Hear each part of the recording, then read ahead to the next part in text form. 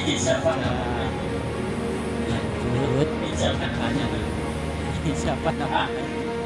Yusuf. Siapa Yusuf. namanya? Usia berapa? Hah? Yusuf. 18 tahun. Yusuf. Kemarin Usia 14 berapa? Februari ikut nyoblos nggak? Hah? 18 tahun. Kemarin 14 Februari ikut nyoblos nggak? Hah? Hah? Ikut. Rumah di mana? Hah? Bojong.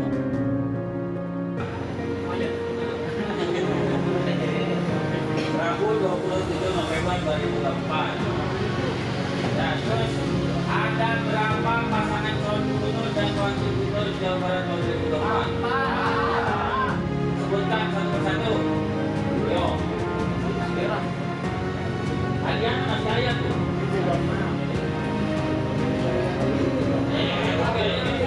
Maju. Eksekutif adalah pelaksana terhadap undang-undang. Yudikatif adalah diberi kekuasaan untuk membuat undang-undang, sedangkan yudikatif adalah yang mengadili pelaksanaan undang-undang. Nah, ketiga ini satu kepaduan. Walaupun hari ini terus dikembangkan, ada khusus menangani terkait misalnya judicial review di MK, misalnya terkait memang kesenangan undang-undang atau memang ketidaksesuaian yang dianggap tidak sesuai, makanya muncul MK jangan tidak itu tidak. Nah, itu semua elemen itu dibentuk oleh negara demokratis untuk satu sama lain mengkontrol dan tidak ada kekuasaan yang mutlak berdiri sendiri seperti memang setiap kala di zaman siapa yang memang semua yang mengatur diatur oleh eksekutif. Nah, ini selintas terkait masih banyak lah ngobrolin demokrasi banyak ya. Nah, terus apa yang dimaksudkan pasangan calon gubernur dan wakil gubernur, bupati dan wakil bupati? Selanjutnya disebut pasangan calon adalah bakal pasangan calon yang telah memenuhi syarat dan ditetapkan sebagai peserta pemilihan. Tadi diungkapkan oleh Hendy ada 4 di Jawa Barat. Kalau di Sintang ada berapa? 4 juga sama. Di provinsi 4, di Sintang juga 4. Nah, itu yang telah ditetapkan oleh KPU Jawa Barat dan pastinya itu memenuhi persyaratan-persyaratan yang telah ditentukan oleh KPU. Lanjut. Nah, tadi ngobrolin demokratis, ada 15 standar pemilu demokratis. Bisa teman-teman dibaca. Strukturisasi kerangka hukum, sistem pemilu, penetapan dapil, hak memilih dan dipilih. Nah, pertama strukturisasi kerangka hukum sudah jelas ya tadi dijelaskan. Sistem pemilu, terus penetapan dapil. Nah, penetapan dapil ini diatur juga teman-teman. Kemarin biasanya pas pemilu itu zona-zona per dapil itu ditentukan. Misal dapil Sumedang ada berapa? Berapa dapil? Nah, itu diatur oleh peraturan KPU dan diputuskan oleh KPU Kabupaten Kota untuk dapil Kabupaten Kota. Begitupun untuk gubernur, untuk wilayah Jawa Barat itu ditentukan oleh provinsi dan keputusannya di keputusan provinsi. Hak memilih dan dipilih ini juga sama. Standar pemilu demokratis yaitu hak memilih dan dipilih. Teman-teman bisa mencalonkan jika sesuai persyaratan yang sudah diberlakukan. Teman-teman bisa mencalonkan. Apalagi misal pengen teman-teman nanti calon dewan misalnya periode berikutnya boleh minimal umur 21. Kalau syarat bupati itu umurnya berapa? 25. Gubernur 30. Nah, itu semua sudah diatur. Teman-teman boleh. Dan juga teman-teman mempunyai hak untuk memilih, hak untuk berpendapat. Siapapun teman-teman yang nanti akan dipilih, silakan. Kita miris sebetulnya di kemarin pemilu itu ada di situ langsung dihapus juga itu di Kompas, berita Kompas itu dihapus bahwa penyelenggaraan betul secara kuantitas kita kemarin, pemilu kemarin itu naik. Secara kuantitas pemilih kita naik, tapi secara kualitas menurut survei itu menurun karena begitu maraknya bunuh rata. Teman-teman sendiri ada yang orang tuanya dapat amplop dan mempengaruhi kayak gitu. Nah pastikan nanti teman-teman mau dapat amplop kalau kita ketika tidak sesuai hati nurani, nggak usah kita biar kapok gitu yang ngasih amplop itu kalah. Bisa nggak begitu? Bisa nggak? Sekarang mungkin kemarin belum bisa, tapi insya Allah kalau memang ini menjadi gerakan terus itu kesadaran politik bahwa yang harus kita pilih adalah yang terbaik, kader yang terbaik yang tidak melakukan tindakan-tindakan money politik. Insya Allah ke depan kualitas bukan hanya naik secara kuantitas, tapi nanti kualitas pemilih dan kualitas pemimpin yang kita pilih itu akan insya Allah akan bagus.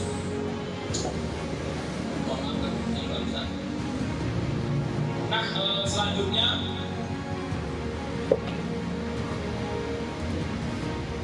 lembaga penyelenggara pemilu tadi sudah disebutkan. Pendaftaran pemilih dan daftar pemilih ini sudah dan sedang dilakukan pemutakhirannya. DPT sudah ditetapkan kemarin.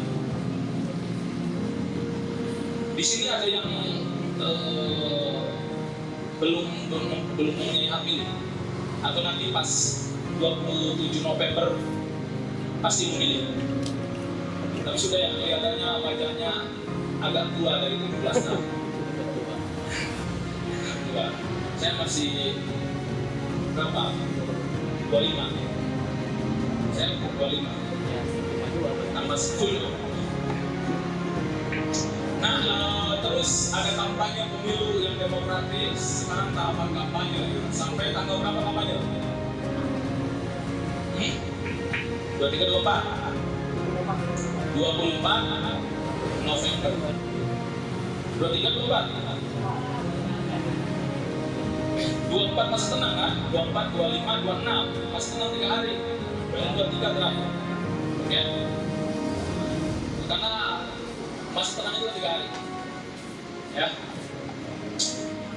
Nah, ini teman-teman harus beryuforia, berbangga hati mencari track record siapa yang mau kita pastikan untuk dipilih. Teman-teman harus memilih itu ya harus berdasarkan track recordnya bagaimana, keyakinan teman-teman terhadap calon yang nanti akan dipilih, silakan. Dan tentunya yang pasti ajak semua keluarga, semua sahabat kita untuk sama-sama mensukseskan memilih di tanggal 27 November nanti. Akses media, dana kampanye, pemilihan suara, penghitungan suara, peran keterwakilan, pemantau, terus kepatuhan dan penegakan hukum pemilu. Nah ini 15 standar pemilu yang demokratis. Lanjut ya. Lantas apa peran santri dalam pilkada 2024 ini? Pertama, pendidikan pemilih. Tadi yang disampaikan ya, mengajak teman-teman yang di luar ini yang tidak bisa hadir, ajak nggak apa-apa. Jadi jangan sampai berhenti teman-teman yang ikut sosialisasi ini. Karena nggak mungkin lembaga penyelenggara ini menjangkau setiap individu di desanya masing-masing. Kalau saya dari Kabupaten Bandung, satu kecamatan saya DPT 127, satu kecamatan 127.000. Penyelenggaranya hanya PPK 5 dan Panwas 3. Walaupun betul nanti ada di bawahnya gitu, ada BPS kalau di tingkat KPU, ada BPS tingkat desa nanti ada KPPS di tingkat TPS. Tapi itu belum bisa mensosialisasikan secara masif karena keterbatasan dari anggaran kita yang tidak bisa menjangkau. Makanya swadaya masyarakat diperlukan. Teman-teman diundang ke sini untuk itu. Gitu. Yang kedua, advokasi. Yang ketiga, partisipasi dalam kampanye. Nah, teman-teman, kalau memang teman-teman ini kan pemilih, silahkan bebas. Saya tidak bisa dari 4 calon gubernur ini silahkan mana yang terbaik. Teman-teman misalnya, saya mah ingin menjadi tim sukses. Silahkan. Tapi sukseskan dengan cara-cara yang baik. Jangan ada hoax, jangan memakai syarat, karena itu nggak boleh, nanti teman-teman kena pidana pemilih. Apalagi di media sosial ya, undang-undang ITE kena, undang-undang pemilihan juga kena, teman-teman. Terus pemantauan. Nah, pemantauan ini maksudnya teman-teman bisa didaftarkan sebagai pemantau pemilihan. Pemantau pemilihan ini kalau pemilu itu daftarnya ini bisa HISNU, Himpunan Santri Nusantara ini boleh teman-teman menjadi pemantau pemilihan. Dulu kalau pas pemilu itu pemantau pemilu daftarnya itu di Bawaslu. Tapi kalau pemantau pemilihan itu teman-teman bisa daftarkan lembaga teman-teman, organisasi teman-teman ke KPU Kabupaten Kota. Kalau untuk tingkatan Kabupaten Kota, kalau ke provinsi daftarkan ke KPU provinsi. Kelima, bisa pengawasan. Pengawasan pun bisa pengawasan partisipatif. Itu diatur di Bawaslu 3 kalau tidak salah. Peraturan Bawaslu 3 itu tentang pengawasan partisipatif. Teman-teman bisa sebagai pengawas partisipatif. Misal tadi yang pemantau juga sama ya. Cuma yang didaftarkan dia yang bisa luasa akses segala sesuatu informasi. Hanya sudah hilang.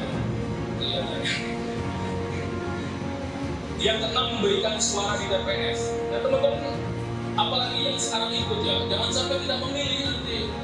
Mentang-mentang nggak ada nih calon yang disukai. Jangan itu. Dari 4 ini adalah masyarakat terbaik di Provinsi Jawa Barat ini. Kalau menganggap teman-teman tidak ada yang baik, pilih yang di antara yang 4 ini yang memang teman-teman agak baik. Kalau memang dianggap teman-teman tidak, makanya tidak ada cara apapun kalau bahasa dari dulu ya, teman-teman santri kan. Kita tentu ingin pemimpinnya yang amanah, benar nggak? Kita ingin pemimpinnya yang akan membawa perubahan kota kita ke arah yang lebih baik, benar nggak? Nah, ketika kita ingin pemimpin yang terpilihnya pemimpin yang lebih baik, pemimpin yang amanah, pemimpin yang akan membawa perubahan, maka kita harus pastikan pilkadanya berkualitas. Nah, pilkada berkualitas tidak bisa diwujudkan tanpa peran serta adik-adik semua, tanpa peran serta kita semua untuk mengawal proses pilkada ke depan. Next aja kan? Next aja. Bisa lanjut? Lanjut aja. Lanjut. Tadi ya, pilkada berkualitas memang sebuah harapan kita, dan itu bukan keniscayaan. Niscaya kalau kita semua terlibat, pasti pilkada berkualitas akan bisa kita wujudkan. Yang pertama adalah penegakan electoral law-nya, penegakan hukumnya. Tadi ada Undang-Undang 1/2015 yang dirubah terakhir dengan Undang-Undang 6/2020. Banyak aturan pilkada yang berbeda dengan aturan pemilu, dan aturan pilkada itu harus ditegakkan. Supremasi hukumnya harus kita tegakkan. Jadi kalau adik-adik, bapak ibu semua, rekan-rekan semua melihat ada sesuatu yang melanggar, laporkan. Ada penyelenggara tetangga, selain KPU ada Bawaslu, laporkan ke Bawaslu kalau ada pelanggaran. Kita pastikan electoral law-nya kita tegakkan. Jangan sampai tadi kita takut ngelaporin akhirnya yang tidak amanah yang terpilih. Yang kedua adalah elektoral prosesnya. Tahapan pilkada ini kan sebuah siklus ya yang sudah kita lakukan dari mulai Januari yang akan berakhir di 27 November. Tentu kita harus kawal itu. Kemarin ada proses pemutakhiran data pemilih. Ada yang datang ke rumah-rumah memastikan kita terdaftar sebagai pemilih. Kalau kita merasa apa yang dilakukan KPU, apa yang dilakukan Bawaslu tidak sesuai dengan aturan, elektoral prosesnya tidak dijalankan, kita berhak untuk menyampaikan tanggapan, memberikan masukan dan lain sebagainya, gitu ya. Jadi kita punya hak yang sama di mata hukum. Jadi ketika kita melihat sesuatu yang bertentangan dengan regulasi, proses elektoralnya tidak dijalankan, kita bisa melakukan komplain. Kita bisa melakukan keberatan kepada penyelenggara sebagai masyarakat sebagai pribadi masyarakat ataupun sebagai civil society. HISNU ini kan civil society ya, maka tadi secara pribadi maupun secara kelompok kita berhak untuk menyampaikan keberatan, untuk menyampaikan masukan, untuk menyampaikan tanggapannya.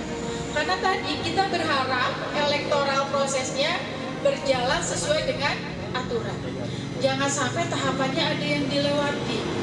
Atau misalkan kemarin pemutakhiran data pemilih, petugasnya dah hoream kudu kurilingan ke rumah-rumah toh saya cina cicing di bumi checklist gitu ya. Ada nggak yang kayak gitu? Kan ada juga kadang. Honor makin tempira, toh saya duduk manis di rumah, di data, di checklist aja gitu kan ada ya. Nah, itu kan berarti elektoral prosesnya nggak berjalan sesuai dengan prosedur. Kalau kegiatan biasanya ada SOP nggak? Ada SOP-nya, ada standar operasional prosedurnya. Begitupun pemilu. Pemilu ada SOP-nya. KPU menurunkan peraturan KPU yang mengatur lebih detail terkait tahapan pemilu.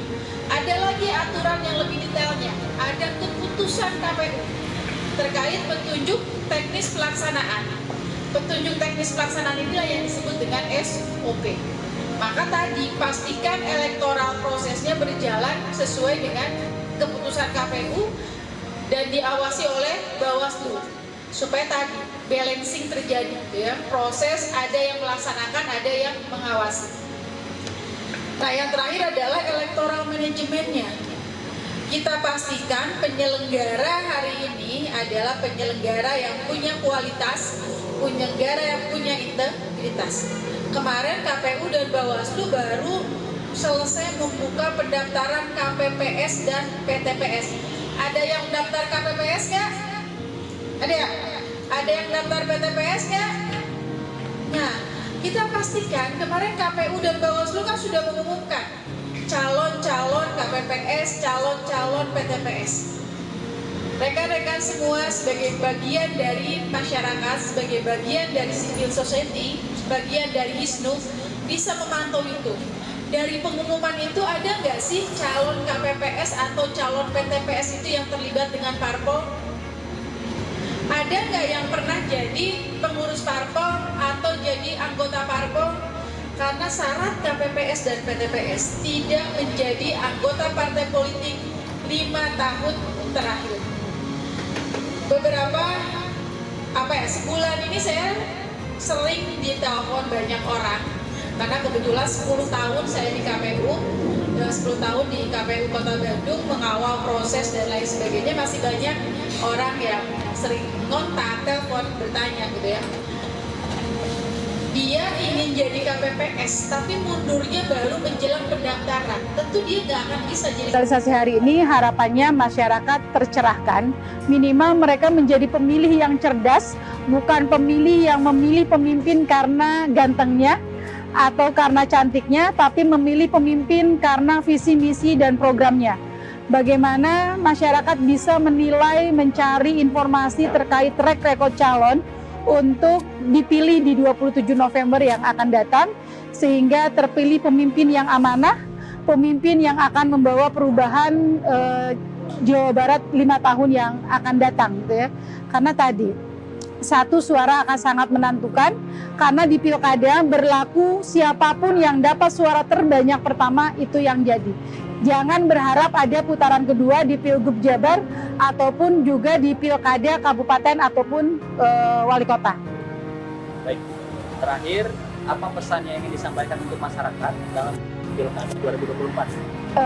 Kepada seluruh warga masyarakat, khususnya masyarakat Jawa Barat, gunakan hak pilih dengan bijak, pintar-pintarlah memilih calon, berharap calon yang sempurna tidak akan ada, kesempurnaan hanya milik Allah. Tentunya carilah pemimpin yang terbaik dari yang ada, yang sudah ditetapkan oleh KPU, cari visi misinya, track recordnya, mudah-mudahan terus kita kawal sampai mereka terpilih, jaga kemurnian di suara, jangan sampai kita juga menjadi penyumbang pemimpin-pemimpin yang korup, karena pemimpin yang korup berawal juga dari permohonan masyarakat dengan A, B, C, dan D gitu ya. Maka tadi, jadi pemilih yang bijak, pemilih yang cerdas.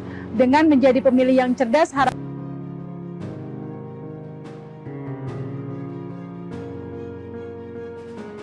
pada kali ini, Pak.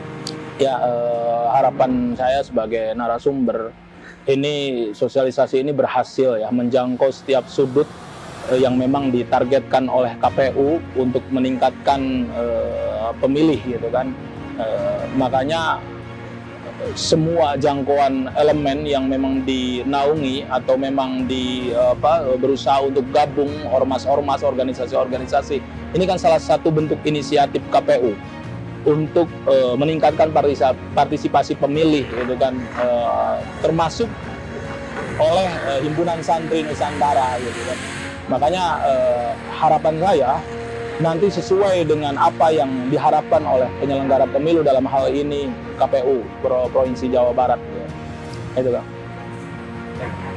Terakhir, apa pesan yang ingin Bapak sampaikan untuk masyarakat dalam menyambut pilkada 2024 ini?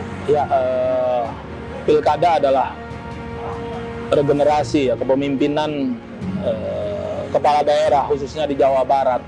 Mau tak mau kita harus memilih yang terbaik dari yang ada, dari 4 calon gubernur ini.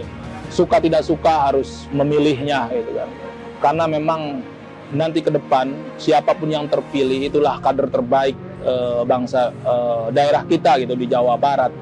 Makanya harapan saya kepada masyarakat umum khususnya, mari kita sama-sama sukseskan pemilu kepala daerah di Jawa Barat ini dengan masing-masing fungsi dan masing-masing keahliannya. Depannya, jadi mereka sudah jadi paham ke depannya, mereka bisa menyebarkan ke teman-temannya, apa itu di Kobong maupun di temannya, bahwa untuk penyambutan atau pesta pemilihan ini sangat berarti.